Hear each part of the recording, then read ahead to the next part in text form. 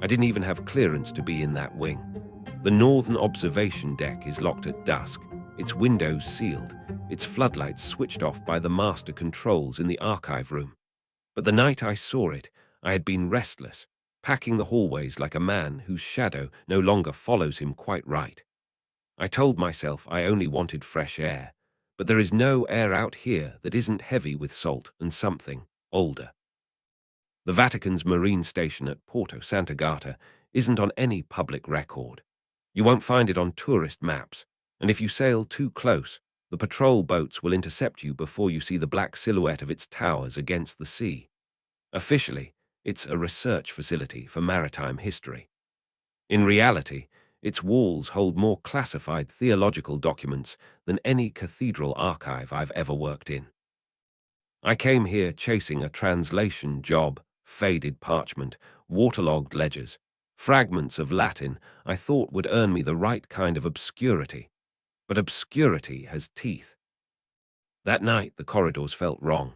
I could hear my own breathing echo back at me, doubled, like there was someone just out of sight mimicking every inhale. I followed the sound without thinking and found myself at the sealed steel door of the observation deck. It should have been locked. It was. The bolt was drawn, the key still in it. I should have turned back. But my hand closed around the cold handle before I could think. The deck smells different from the rest of the station. The air is sharper, almost metallic, as though it's filtering through something vast and unseen before reaching my lungs. From here, the view is absolute, a sweeping panorama of black water under a moonless sky. The sea wasn't calm, but it wasn't restless either. The waves weren't breaking. They were moving all at once, like something far below was shifting its weight. At first I thought I was watching an undercurrent, a ridge of darker water sliding across the surface. But then the movement slowed, became deliberate. The ridge broke the surface, and I realized it wasn't water at all. It was flesh. The thing breached without noise. No roar, no splash. Just an impossible shape rising in silence, glistening in the faint light from the deck's emergency lamps. My mind refused to fit it into a category. It wasn't a whale, though its bulk dwarfed any cetacean I'd studied. It wasn't a ship, though it carried the same sense of deliberate construction, as if every ridge and line of its body had been carved with intent. Then I saw the eye. God help me, it was the size of the chapel's rose window, not bulbous like a fish, not clouded like a deep-sea creature. It was clear, it was human in shape, and it was staring directly at me. I don't know how long I stood there. I should have run the moment our eyes met, but I couldn't. There was a gravity to that gaze, a pressure on my skull, as though it was sifting through my thoughts.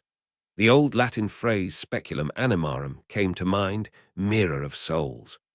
I could feel it rifling through my memories like brittle pages, stopping on moments I'd buried so deep I barely recognized them.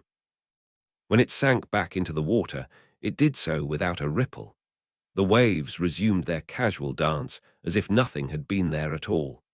My legs gave out, and I found myself on the cold steel grating, clutching the railing with hands that wouldn't stop shaking. Back in my quarters, I searched the station's tide charts for any anomaly. Nothing. The logbook for that night lists normal oceanic activity. I scrolled further back, years into the archives, and saw the same phrase repeated like a mantra, normal, normal, normal. But there's a second set of logs, written by hand in ink that has bled with salt water. No dates, no measurements, only sketches, curved lines, eyes, and beneath them a single word, Adventus. In the library's restricted section, I found it again, buried in a leather-bound codex from the 17th century. Adventus Maris Custodes, the coming of the sea guardian. It was flanked by illustrations of a shape I recognized instantly, though the proportions were distorted to fit the page. Every account ended the same way, et non reverteta ad terram suam, and he will not return to his own land. I should have stopped there, but my mind kept turning back to that eye, to the certainty that it had seen me. Not seen a man, but me. And the more I thought about it, the more I felt pulled. When I closed my eyes, I could hear water shifting in my head, the sound of tides drawn through a narrow channel. The next morning, I asked one of the older priests about Adventus. He froze, the color draining from his face, and told me never to speak the name again. He said it was a classification error from the early days of the station, just an old fisherman's myth they'd mistakenly catalogued. But when he turned to leave, I saw the way his right hand was trembling, the way his nails were blackened, as though they'd been soaked in brine. I returned to the deck 3 nights later against every instinct. I wanted to tell myself it was curiosity, but deep down I knew it was obedience to whatever it was that had looked at me. This time the sea was flat as glass.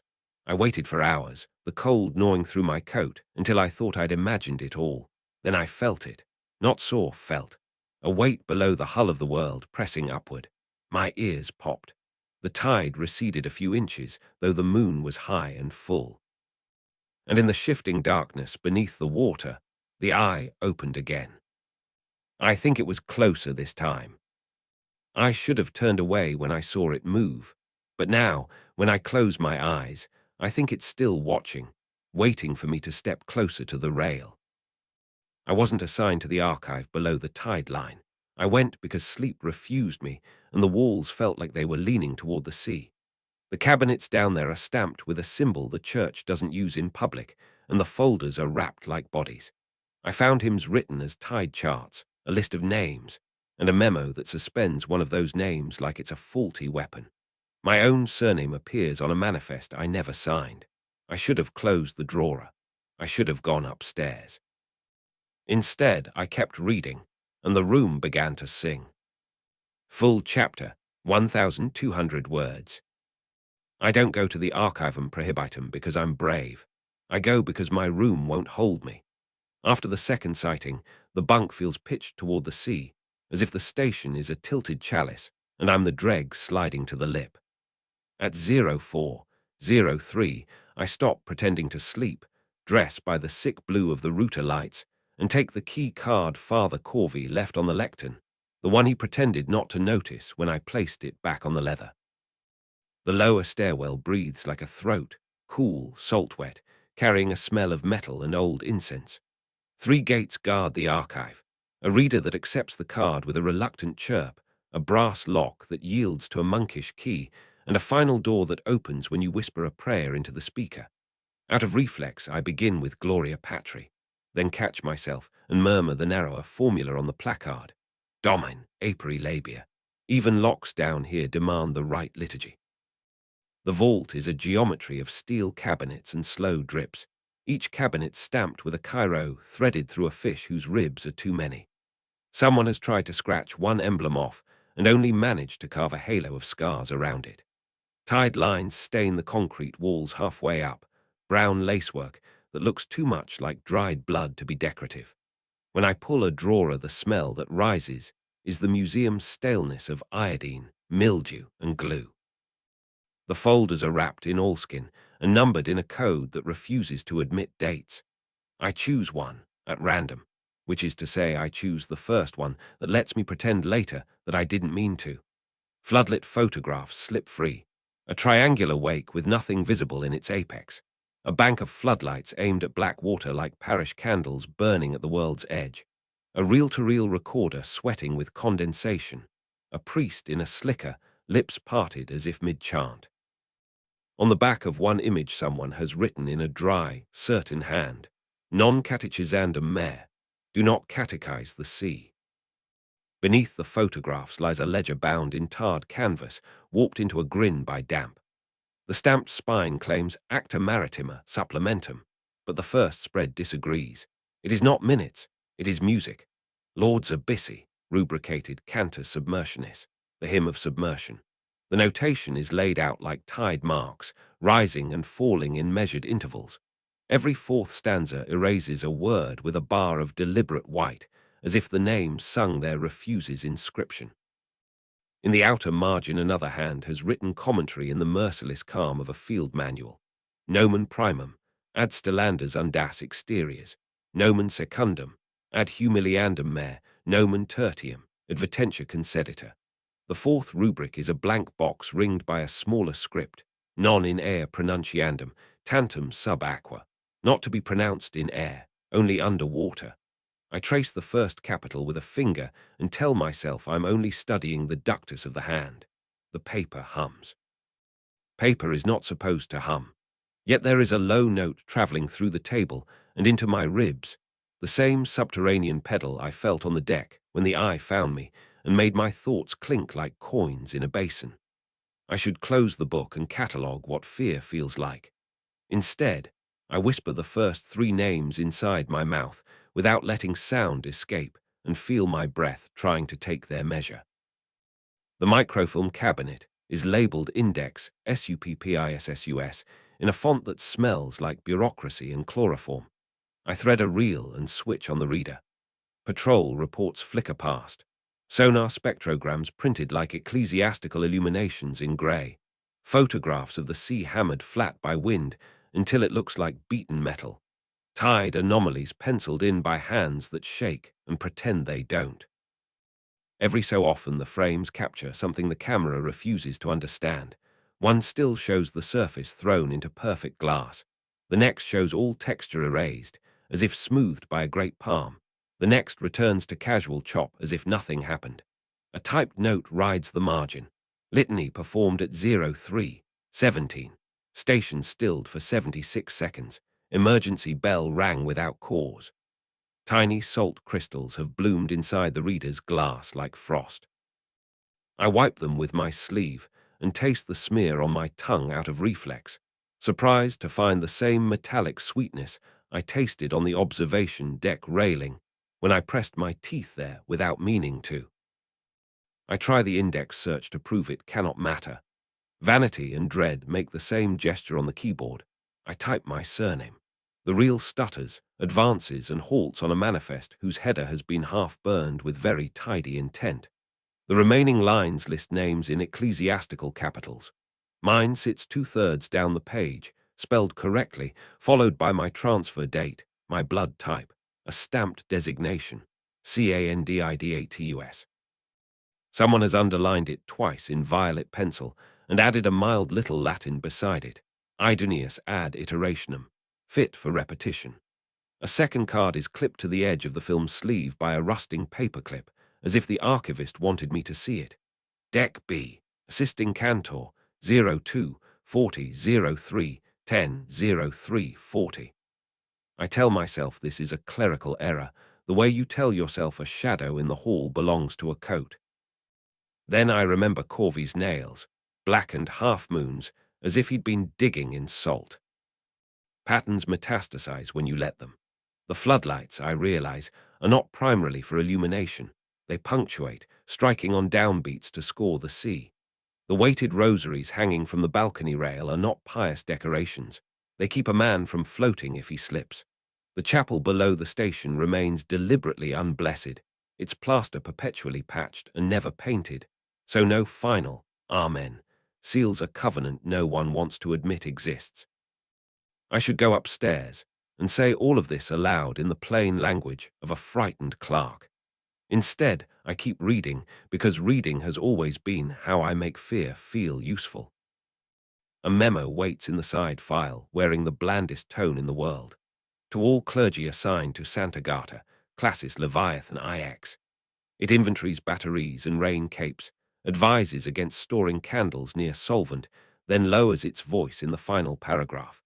Due to repeated misidentification events, the use of nomen tertium is suspended ad interim. Revert to nomen secundum until further notice. Do not attempt nomen quartum without submersion and triple authorization.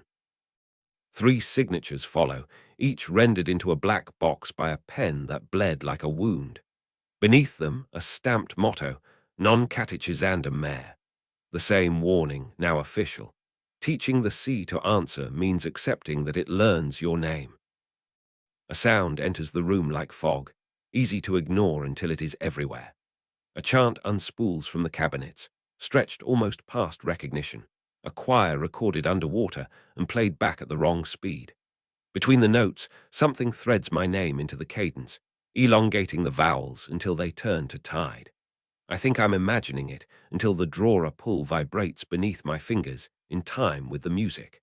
The emergency light above the exit blinks once, though the power is steady. Somewhere in the concrete, a pipe knocks like a knuckle rapping on a door. The air tastes newly metallic.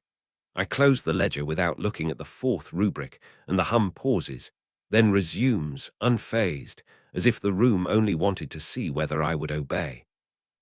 A reasonable man would report, surrender the card, and ask for Umbria and vineyards, and an office whose windows overlook wheat. I try to stand and cannot, not because I'm trapped, but because the chair has learned my weight and is reluctant to forget it. Gravity has an opinion about where I belong. To prove I am still making choices, I open one last folder like a child promises one last page. Recenture, Adventus. The newest sheet is dated last month in Corvy's neat black hand. Clipped to the cover is a small card with my name and a schedule of night decks written 4 weeks forward. The card smells faintly of machine oil and my own cologne because, I realize with a chill that feels like fever, I held it yesterday when he asked me to carry it to the sacristy, and then took it back with a smile that asked me not to notice. I take nothing with me, I photograph nothing. I'm not foolish in that way, I am foolish in every other. I lock the gates, whisper the prayer backward without meaning to, and climb until the air warms. Corvey waits on the landing with his hands hidden in his sleeves and his mouth carefully empty of expression. He doesn't ask where I've been, he asks which name I read. I answer by failing to speak. He nods as if that is the worst answer and therefore the true one. The names are doors, he says softly, and doors open both ways. The third answers, the fourth calls. The fourth will never say your name. It will make you say it as it would say it. He extends his palm, asking for the card. I give him the key and keep the knowledge, which is the heavier object. Back in my room, I write the first 3 names from memory on the back of a photograph of empty water, leaving the 4th line blank, as if restraint now could redeem indulgence then. I slide the picture beneath my pillow like a child's relic. The walls tick with the station's breath, while my pulse steals the rhythm of that slowed hymn. I turn out the light, and the afterimage of the archive's emblem hangs on my eyelids like wax still soft. I tell myself I will report at dawn and request transfer. I tell myself I will find a parish library in the hills and catalogue bell inventories until I die of boredom among safe saints.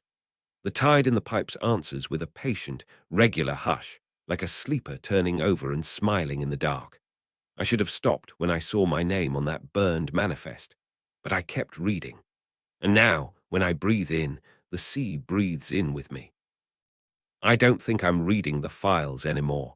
I think they're reading me, and somewhere below the station, something is practicing my name until it sounds like its own. I don't announce my fear anymore. I inventory it, lining the shelves of my head with labeled jars. Salt, tang, metal taste, the soft clink of radiators that breathe like a sleeping animal. Yet no matter how neatly I stack it, it leaks back into the corridors and slicks the handrails with a taste like coins. After the archive sang my name, I swore I would keep away from the water, hug the inner hallways, let the scaffolding of the unblessed chapel be my horizon.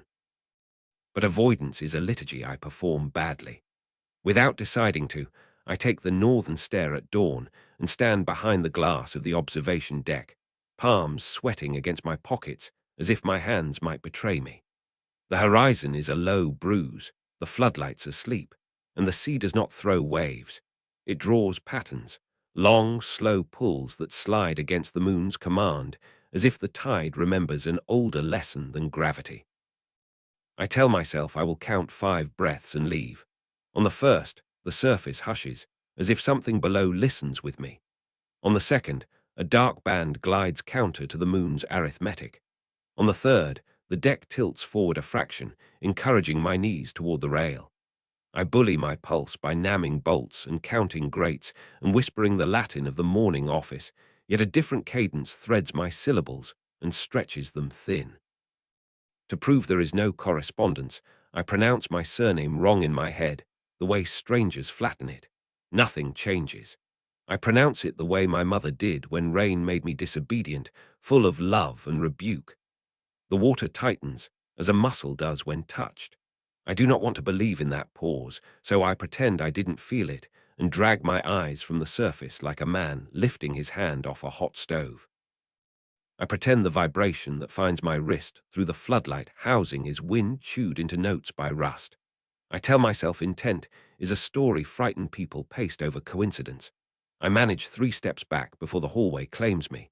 A maintenance tech rounds the corner wearing the expression of a man trying to remember whether he locked his front door. His badge says LUCA. He nods toward the deck. "Did you feel the pull?" he asks, and laughs at his own phrasing before I can answer. He says he means the wind. He always means the wind. His hands are cracked with salt and sealant, and when his thumb rubs the rail behind me, it comes away shining. "Careful," he says. She leans.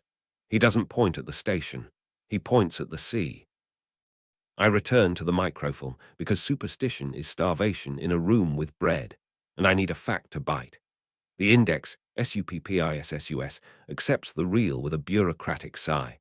The frame jumps to the manifest, whose header was half burned by a tidy hand.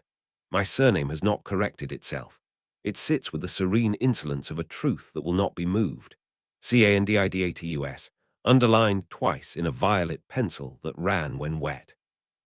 The marginal note, idoneus, ad iterationem stares like a small, confident diagnosis. Below, a word I avoided last night stands where a date should live, sacrificium. I mouth the Latin the way a dentist tests a mouth after the needle, bravely, then not. The room tastes faintly of iron. I decide I will request transfer today, then realize I am phrasing the request in the future tense as if a liturgy must be rehearsed before it can be said. At noon, the chapel bell rings, though we do not ring it at noon. The strike arrives damped, as if the clapper swings through water. Corvey appears in the doorway and asks nothing about where I have been. He asks whether I slept. I say not well. He says most men sleep poorly when they begin to hear the building. I tell him it is not the building. He closes his mouth on the answer that wanted to be born and looks at my hands instead. "The sea is catechizing you," he says at last, so quietly the room has to lean to hear him. "You think you are reading it, but it reads better than we do." He asks which name I whispered. I do not answer. He nods, which is its own absolution and its own sentence, and leaves with his sleeves hiding his hands. By late afternoon, the weather turns theatrical, cloud on cloud laying bruises over the coastline and herding gulls into uneasy spirals. Inside feels smaller than out. The stairwells smell like the ocean has chewed them and set them back in place. I take the shore path below the station because I prefer to hate myself in fresh air. Fog drifts at one exact height, as if a carpenter had nailed it there, and hangs like ground glass between me and the water. The beach is a ribbon of crushed shell that sings underfoot. I don't plan to test anything, and so I do. On the exposed gravel between tide lines, I find writing I did not write. The letters are mine, the cramped slant and the sting of my habitual haste, but the phrase is. It is simply my name repeated 6 times, each line longer than the last, as if the hand doing it were learning and improving its imitation. Under the final iteration, the gravel trails off in a flourish I have never used. I stand with my hands stupidly open, as if that will prevent the shape from entering them. To prove I am still choosing, I scrape the letters smooth with the side of my boot and write a different name. A saint's, an old friend long dead, someone I love and am ashamed to bring to this edge.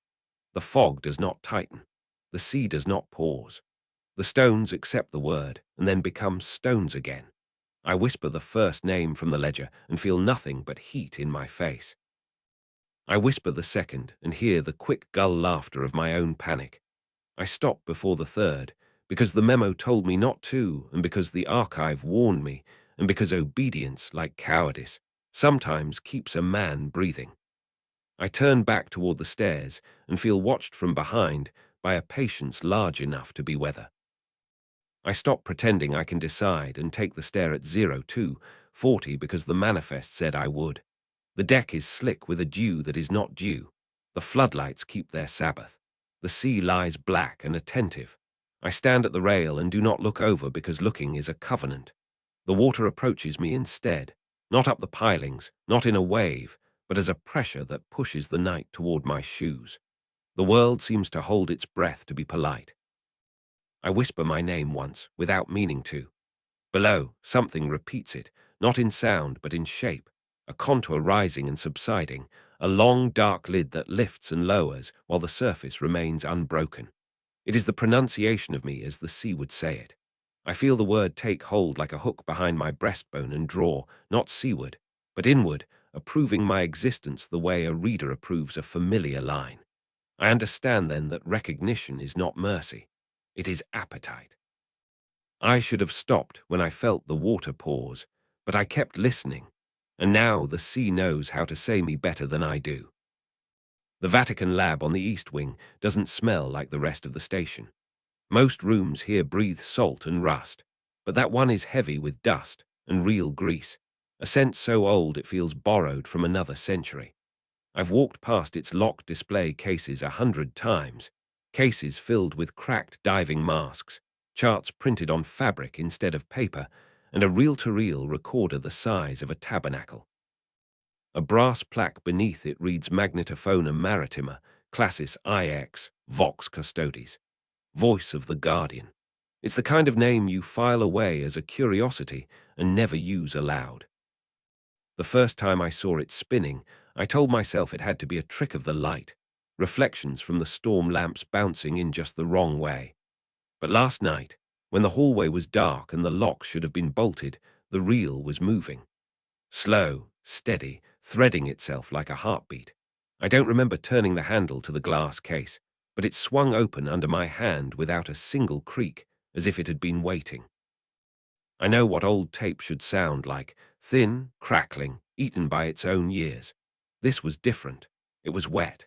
Each note felt swollen with salt, as though the tape had been dipped in the ocean before it spoke.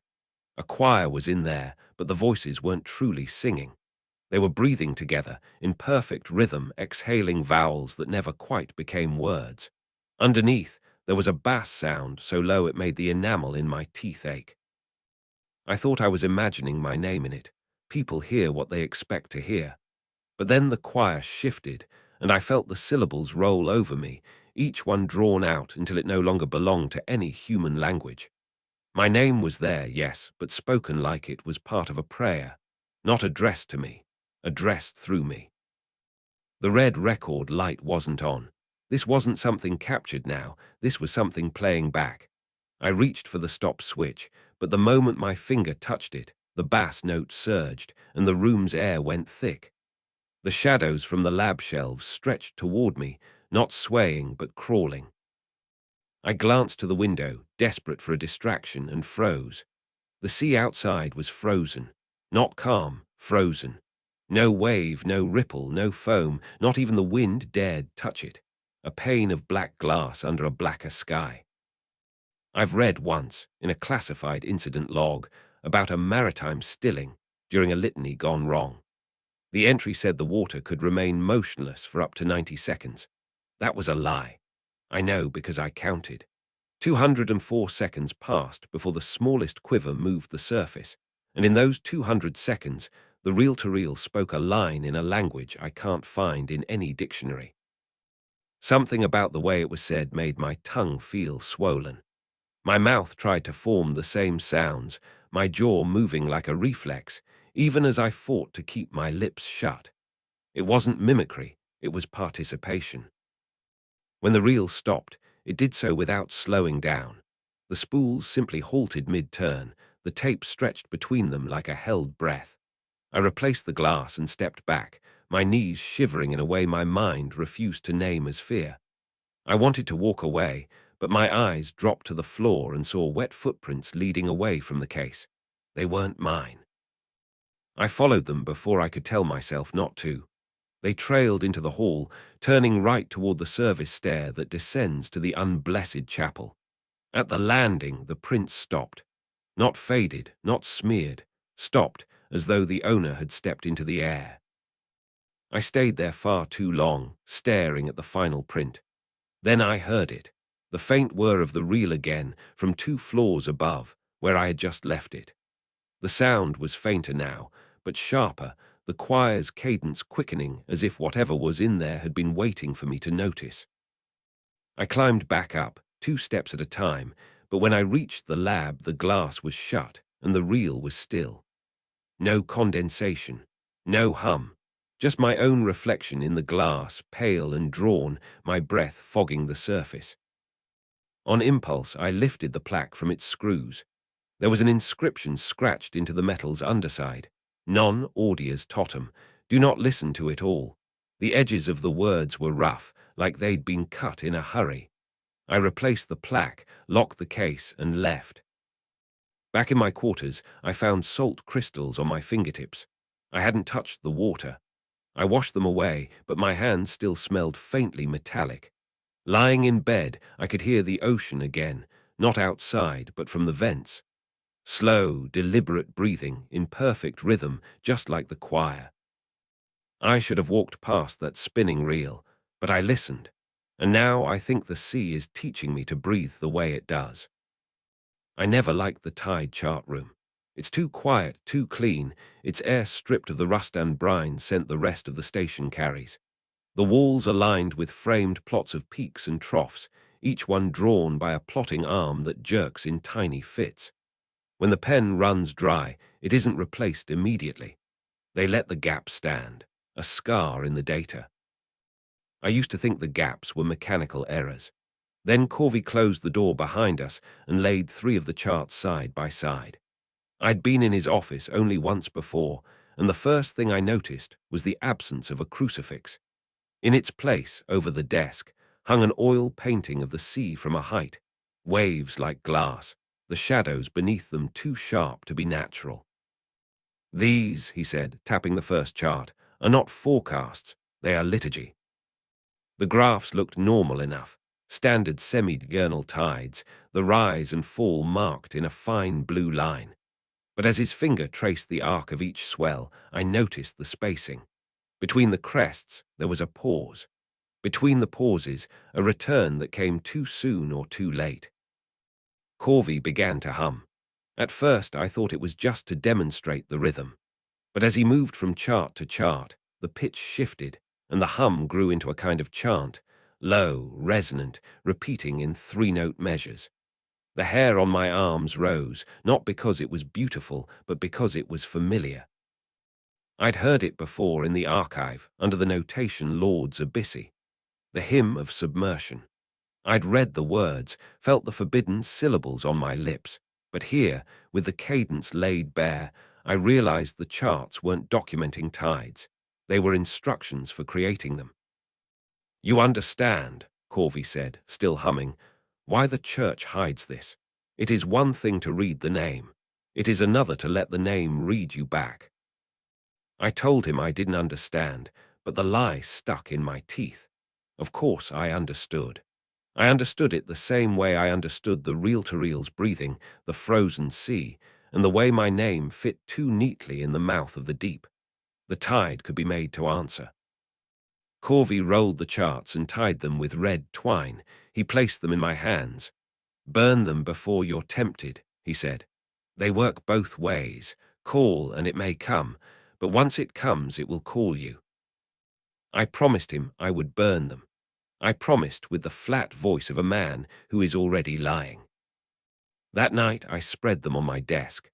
The pen strokes were thin, delicate, almost like the lines of illuminated manuscripts. Each swell was a note, each trough a rest. As I followed the curve of the ink, the rhythm embedded itself in my pulse. Without realizing it, I was tapping my fingers in time. I read the first name under my breath. The walls felt closer. I read the second. The light bulb above me dimmed, not with a flicker, but with a slow, sinking fade, like a candle running out of oxygen. I stopped before the third, my mouth trembling from the effort of holding it back. Outside my porthole, the sea shifted, not in waves, but in that deliberate, pulling way, like the deck had tilted toward something. The stars reflected on the water seemed to bunch together as if the surface were bending them. I told myself it was an optical illusion. I told myself to put the charts away. Instead, I turned back to them, tracing the sequence again, committing it to memory. The next day I found Corvey in the chapel. He didn't look surprised to see me. "Did you burn them?" he asked. "Yes," I said. He didn't ask me to swear on the Gospels. Maybe he already knew I wouldn't. He just nodded, as if my answer was already accounted for in whatever outcome he'd foreseen. That evening, I walked the shoreline below the station, the tide out far enough to expose the black rocks slick with weed. My shoes crunched over shells and glass. I counted the beats of the chant under my breath. At the seventh cycle, the wind dropped completely. It's hard to describe the quiet that followed. The kind of quiet where you realize how many tiny sounds you're used to hearing, the slosh of water between rocks, the hiss of the breeze through weeds, the shuffle of sand. All of it stopped. The only sound left was my own heartbeat, and it was matching the tide chart's rhythm. I looked out to sea and saw something move just beneath the surface. Not close, maybe 100 meters out. A swell with no wave behind it, a shadow that rose and fell in perfect time with my pulse. I should have run, I should have choked the chant in my throat, but I kept going, kept humming the shapes I'd learned from the paper, the shapes the Vatican had tried to bury. And as I did, the swell drew closer. When it stopped, it was just outside the breakwater. I swear I saw the hint of an eye below the black water, just a glint, like light through a cathedral window. Then the sea rolled back, and the shadow vanished, leaving the surface perfectly smooth. I haven't told Corvey. I don't think I need to. He looked at me this morning as though he already heard me humming in my sleep. I should have burned the tide charts, but I traced every line, and now the sea is moving in time with my breath. I didn't go looking for the chapel. It found me in the way hallways do when the station wants you somewhere, each turn offering a choice that feels like yours until you realize you've been walking downhill for 10 minutes without once deciding to descend. I was in the service corridor, the air heavier, cooler, my shoes taking on the faint suction of damp concrete. The hum of the station above was muted, as if we dropped beneath its heartbeat. The door wasn't marked. Its hinges were anemone rusted, its frame warped from years of salt expansion. I expected it to resist, but when I tried the handle, it turned easily, and the smell rolled out. Cold brine, wet stone, candle wax gone sour. The light inside was low, filtered through two narrow windows crusted with salt crystals that turned the daylight into something pale and reluctant. The floor was ankle-deep in seawater, the pews half-sunken, their ends gnawed by rot. Seaweed coiled between the boards like veins under skin. Barnacles clung to the pulpit. On the walls, painted saints had blistered and peeled away in sheets, their eyes eaten first. At the far end, an altar sat under a vaulted arch blackened by smoke, though no candle had burned here for decades. The stone slab was covered in something at first glance like filigree, curling lines, intricate knots. But when I crouched, I saw they were letters, not painted, carved deep enough that they caught the water in their grooves and shimmered darkly. I didn't need Corvey to tell me the language.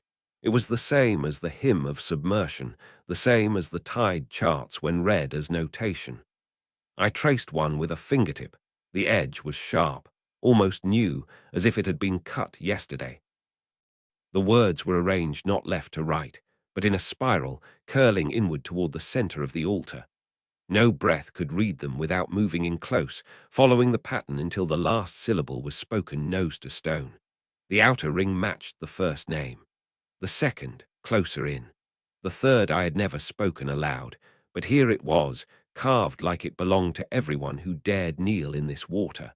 And at the center, the fourth. No blank space, no white bar to hide it, just a single, long word that bent my vision if I stared too long. I didn't try to pronounce it. Not yet. I mouthed the first three instead, just to hear them in the wet silence. My voice didn't echo. It sank, disappearing before it left my teeth. The tide in the chapel shifted, but not like tide. The water around my ankles didn't rise, it pulled. Not away from me, but outward, like someone on the other side of a door had just drawn in a slow breath. The current was gentle, almost inviting, but I felt it behind my kneecaps, in my bones, in the fillings of my teeth. I took a step back. The water resisted, like it wanted to keep me in place. From the corner of my eye, I saw movement in one of the narrow windows, something sliding past outside, just under the surface. Too fast, too big. I told myself to leave, to close the door, to seal this place behind me. Instead, I looked down at the fourth name again. My mouth moved without my permission, shaping the first vowel before I even heard myself. It wasn't speech, it was surrender. The water surged forward, not violently, but with the authority of something answering a call it had waited too long to hear. The surface of the flooded floor bulged upward in the center aisle, as though something below was pressing its forehead against the underside. For a moment, I saw the suggestion of an eye there, vast and calm, as if checking that I was the one who'd spoken. Then it was gone, the bulge sinking back, the tide smoothing out as though nothing had happened. I stumbled backward into the pews, wood snapping under my weight, my hands coming away wet with algae. I told myself I hadn't spoken the whole name, that I'd only brushed its edge. But the water disagreed. It held my reflection differently now, stretched, as though it was fitting me into a shape it preferred. On the way back up, the corridors felt tighter. Every turn seemed to angle slightly toward the sound of water, even though I was climbing. I passed Corvey outside the lab. He didn't ask where I'd been. He just looked at my damp shoes and said, "You'll have to answer now." I didn't ask him what he meant. I already knew. I should have left the fourth name in the stone, but I let my mouth shape it, and now the tide knows I'm willing to listen. I didn't expect anyone else to be awake before the bells, especially not at the far edge of the breakwater, where the wind stings and the spray smells older than language. But he was there, leaning against the corroded railing, as if he'd been waiting for me specifically. His wetsuit hung open to the waist, the neoprene split in jagged lines that looked more like teeth marks than wear. At first I thought his skin was bruised in rings. Then the light shifted, and I saw they weren't bruises, they were scars. Perfect circles, raised and pale, peppered across his chest and shoulders like some deliberate pattern. Barnacle-shaped, but too regular. "You're the one it looked at," he said, not a question. I didn't ask how he knew. I just nodded, because lying here feels like inviting the tide to listen harder. "They mark you," he went on, his voice low enough to be carried only to me. "Once it knows your name, you don't belong to shore anymore. It will call you down, not now, later, when it's ready." I wanted to ask if that's what had happened to him, but he read the question in my face and shook his head. "It called me once. I went. It let me come back, not because I passed some test, not because I fought, just because it wasn't finished with me." He pulled the zipper of his suit halfway up, revealing a cord around his neck. Hanging from it was a brass disc, battered and green with corrosion, stamped with a name that wasn't his. I knew because I asked. "It's the only way to survive," he said, fingering the disc. "You give it a name that isn't yours, feed it someone else, and it won't speak yours for a while." The wind whipped between us, carrying the sound of the waves slapping against the stones in a slow, deliberate rhythm. "And if I do?" I asked. He met my eyes for the first time, and I understood why he kept looking at the water instead. His irises had the same flat, dark gleam as the sea before a storm. "Then one night, you'll open your mouth in your sleep and answer it without knowing." He didn't explain how to choose the other name. He didn't have to. I already hated myself for knowing exactly whose name I'd give if it came to that. Before I could ask anything else, he turned toward the ladder that descended into the water. His movements were practiced, but there was a stiffness to them, as if the joints had been used in a different pressure for too long. Halfway down, he looked back. "It already knows you're talking to me," he said. "That's not good." Then he slipped into the water with hardly a splash, the surface swallowing him without foam or churn, as if the sea had been expecting him. I waited for him to resurface. I counted seconds. At 30, I told myself he must have swum beneath the breakwater. At 60, I told myself I'd missed him climbing another ladder. At 90, I stopped telling myself anything at all. When I finally walked back toward the station, the path felt different, shorter, steeper, as though the ground was tilting toward the tide. My hands smelled faintly of brass, though I hadn't touched the disc. In my room, I found water pooled beneath the porthole, but the glass was locked tight. In the center of the puddle was a ring of salt, perfectly circular, exactly the size of the scars on his chest. I didn't sleep that night. Every time my eyelids began to droop, I imagined my mouth opening on its own, my breath shaping syllables it wasn't supposed to know. I sat up until dawn, lips pressed shut, while the pipes in the walls whispered in time with the waves. I should have asked him how much time I had, but I didn't, and now I think the answer is counting itself in the rhythm of the tide. By the time I realized what was wrong, I was already halfway down the cliff path. I'd woken to silence, the kind that doesn't just remove noise, but takes the memory of it away. No gulls, no shush of the tide against rock. Even the station's constant low groan was gone, as if the whole structure was holding its breath. I stepped to the porthole expecting fog. Instead, I saw empty earth. The waterline had retreated so far that the bay was nothing but a vast expanse of black, glistening seabed. Stripped, wet and shining in the pale morning light like skin peeled back from a wound. The air had a weight to it, damp but still, carrying the copper-sweet smell of decay. I followed the path down without thinking. The stones under my boots were colder than they should have been, the shadows of the station's towers stretching too far across the exposed ground. Barnacle-encrusted rocks sat high and dry, their sharp edges ringed with dying weed. Pools of seawater were scattered like mirrors left on the floor of an abandoned church, each one perfectly still. A mile out, if you could measure distance on a surface that no longer felt like distance, something moved. Not sharply, not like a predator striking. It rolled. A long, deliberate shift of weight, just enough to break the rhythm of the black surface. The movement was so slow it made the scale impossible. It could have been the size of a house or the size of the station itself.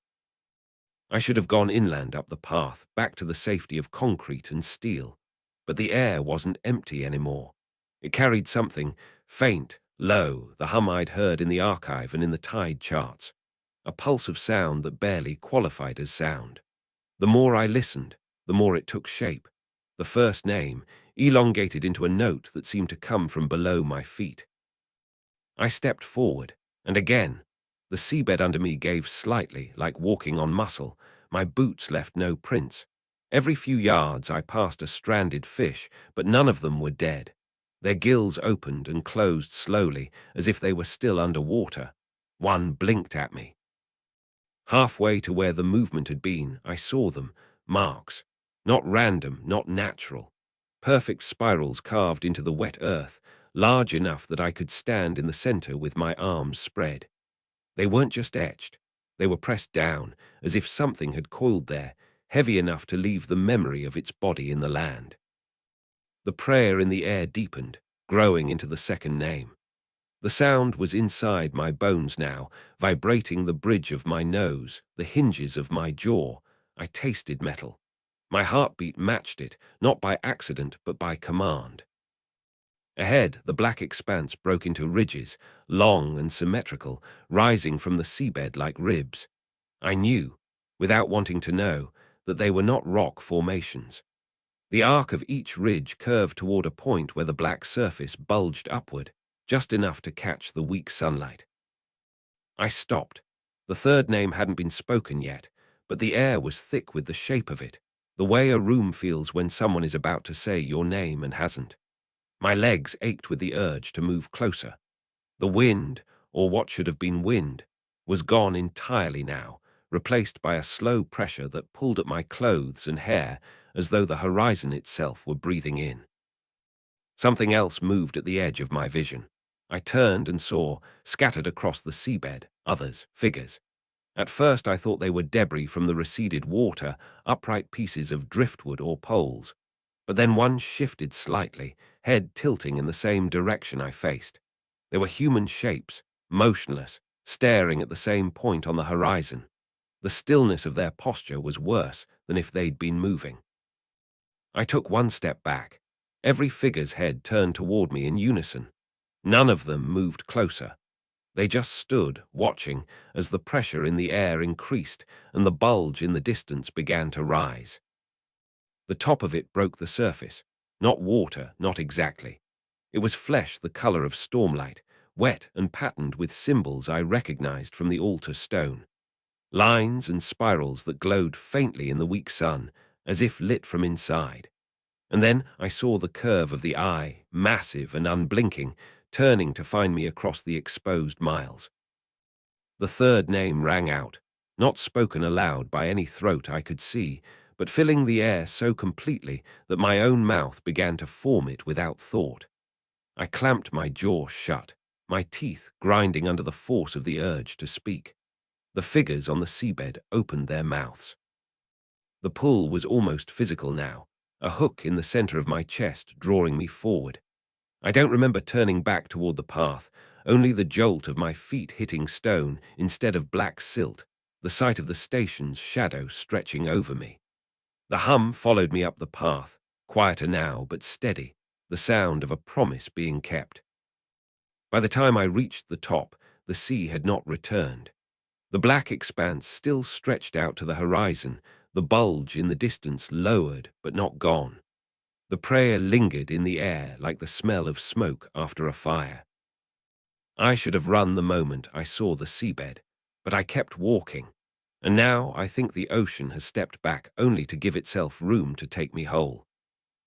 The storm announced itself without warning, no slow build, no distant thunder. One moment the station was swaddled in damp quiet, the next the wind was slamming against the walls with a sound like hands pounding to be let in. The floor vibrated in short, sharp tremors, not from the wind, but from something deeper, like the earth itself was shifting under the sea. I should have stayed in my quarters, but the pressure in the air was unbearable, pushing at my chest from the inside. The hum had returned, stronger than I'd ever heard it, braided with low, deliberate tones that set my teeth on edge.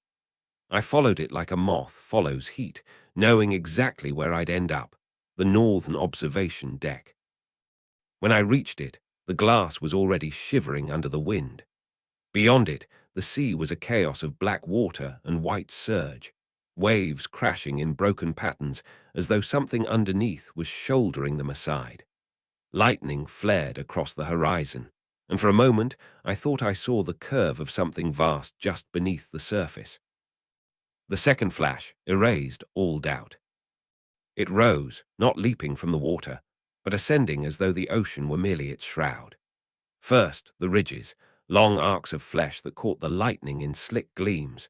Then the shapes between them, symbols carved deep, each one pulsing faintly with light that wasn't reflected, but generated from within. They were the same spirals and lines I'd seen on the altar stone in the submerged chapel, the same patterns etched into the tide charts, into the margins of the hymn of submersion. Seeing them here, stretched across something alive, was like watching a language write itself in the sky. And then the eye. I had thought I'd seen it before, on the night it first rose beneath the deck. But this was the whole of it. The size of the chapel's dome, yes, but not glassy, not the bulbous orb of a sea creature. It was perfectly clear, ringed in gold like old icons, and it moved, focused, until it met me through the glass. It didn't blink. It didn't need to. The moment its gaze locked onto mine, the storm became something distant, irrelevant. The howl of the wind, the crack of thunder, they all faded behind the slow, steady rhythm of my heartbeat, which was no longer mine. My chest rose and fell in perfect time with the heaving of its bulk in the water. I don't know how long we stayed like that, me frozen at the rail, it fixed on me from the dark. Every instinct screamed to look away, but there was no away anymore. The world was only the eye and the small figure reflected in it. me, pale and shaking, my mouth slightly open as if to speak. Lightning struck again, closer this time, and for an instant the light revealed more. A mouth far below the eye, not gaping, but curved upward in something too precise to be chance. Not a smile, not exactly, but it was aware of me in a way no animal ever could be. I stumbled backward, breaking the gaze, and the deck swayed under my feet. When I looked again, the face, or what I could call a face, was receding, sliding back into the water as if sinking on purpose. The last thing visible was the eye, shrinking to a glint, then to nothing, swallowed by the black sea. The wind returned all at once, slamming rain against the glass, the lightning back to its random, frantic strobe. I gripped the rail until my knuckles hurt, forcing myself to breathe at my own pace. But it was too late for that. Somewhere deep inside, I could still feel the pull of that gaze, the way it had settled into my pulse. Back in my quarters, I found salt drying on my hands, though I hadn't touched the water. The porthole glass was warm, as if something had been leaning against it from the other side. I didn't sleep. Every time I closed my eyes, I saw the curve of its mouth in the lightning and felt the pull in my chest again. Not fear, not exactly, something closer to recognition. I should have looked away the moment the lightning showed its face, but I didn't, and now the image follows me even with my eyes open. The first thing I noticed was the smell, not the dry tang of salt carried on the wind, but the dense, metallic wetness of being inside the ocean. I opened my eyes expecting to see the same ceiling above my bunk. Instead, a faint shimmer of light slid over the walls, like reflections from water. But there was no porthole open, no lamp swaying in the air. The sound of waves was steady and close, yet muted, as if the water was pressing against the walls themselves. I rose, every joint stiff, my clothes clinging slightly damp to my skin. The floor under my feet had a give to it, not spongy, not unstable, but alive. When I stepped out into the corridor, the air was warmer, thicker, carrying a faint pulse I could feel in my throat. The usual hum of the station's machinery was gone, replaced by a slow, rhythmic thrum that was almost a heartbeat, almost mine. I made my way toward the observation deck, though I can't remember deciding to go there. The hallway seemed to bend gently in that direction, every corner angling subtly toward the northern side. The steel under my boots was slick, not from condensation, but from something that left faint crystalline residue on my soles.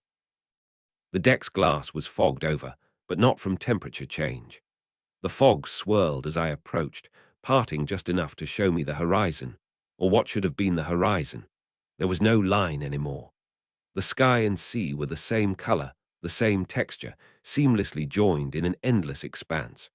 The blackness stretched in every direction, and I had the sudden, vertiginous realization that I couldn't tell whether I was looking out over it or up into it. I opened the deck door and stepped outside. There was no wind, no gulls, no weather. Just air so heavy it seemed to resist me, as though I was wadding without water. The surface beneath my feet, what should have been concrete, was dark and smooth, faintly ridged, like the skin of something immense. Somewhere below I felt movement, not a sound, not a vibration, an awareness. Slow, deliberate, circling. It wasn't coming closer, but neither was it moving away. I knew without seeing that it was below me, waiting for something. I called out before I could stop myself. My voice sounded wrong, muffled and stretched, as though spoken underwater. The air around me trembled with the echo, and a ripple spread across the black expanse ahead, slow and wide. Then I saw it, just a suggestion at first, a curve beneath the surface, a shift of shadow against shadow. It was moving in a spiral, and I realized with a sick lurch that the pattern matched the carvings on the altar stone. This wasn't coincidence. This was the prayer, drawn large enough to walk across. The spiral tightened. The air grew warmer. My breathing quickened, though the air felt too thick to fill my lungs. And then, breaking the surface without sound, The eye appeared again, impossibly close, its golden ring gleaming faintly in the dim light. It didn't rise fully this time. It didn't need to. It only rolled upward, locking onto me with that same depthless stillness, and I felt my knees give. I dropped forward onto the ridged surface, palms pressed against what I now knew wasn't land at all. The heartbeat, mine, it's merged completely. I couldn't tell where one ended and the other began. The air around me shifted, pulling in and out like breath, and I realized I was matching it perfectly. Not because I wanted to, but because there was no choice left. Far above or far below, I can't tell anymore, bells began to ring. Not the station's chapel bell. These were deeper, older, their tones bent and warped by distance and depth. The sound shivered through me, shaking loose thoughts I didn't want to see. The names, the tide charts, the voice on the reel, the altar's spiral, the old diver's scars. All of it leading here. I closed my eyes, and for a moment felt weightless, as if the surface I was on had shifted from beneath me, leaving me suspended in something denser than air, but softer than water. My lungs didn't burn. I was still breathing. When I opened them, the horizon was gone. There was only blackness in every direction, and the faint glow of symbols moving slowly past beneath me, like scripture written in light across an endless body. It took me a long time to understand that the station was gone, or maybe it had never been separate from this place at all. I took a step forward. The surface yielded slightly, welcoming the weight. The eye drifted beneath me, following, patient. I don't know if I'm walking toward the center or if it's carrying me there, but I'm certain of one thing now. I'm not on land anymore.